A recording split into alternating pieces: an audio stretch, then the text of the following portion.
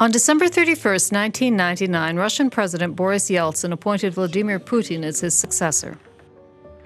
Поставил человека, как на него посмотреть, действительно годится.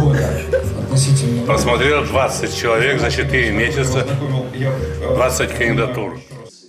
At the time, Vitaliy Manskyi worked at a state-owned television channel and was tasked to make a documentary film about the successor. The film was supposed to present Putin in a favorable light before the election to ensure his victory. I'm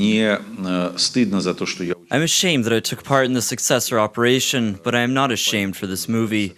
There was never such a sincere movie about the head of the state. Manskyi concedes that in the beginning of the filming process, Putin did not evoke positive emotions and sympathy. But even then, it was obvious that the new head of the Kremlin did not know how to talk to people. He was insecure and fearful. Vitaliy says that during the filming process, he developed a relationship of trust with Putin, and that he could not imagine that the new president would attempt to reconstitute the Russian Empire and attack Ukraine. My wife and I made a decision to leave Russia in an instant. It took us 60 seconds.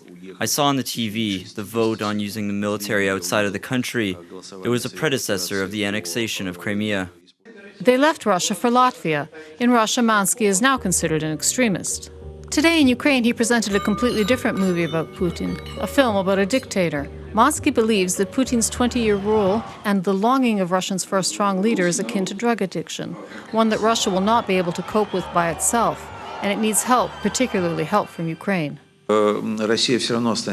Russia will always be your problem, and you can solve your own problems, but Russia will not disappear.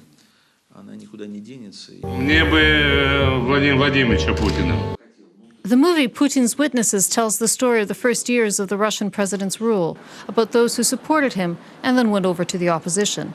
It's in theaters now. Reported by Anastasia Fetchenko for UATV.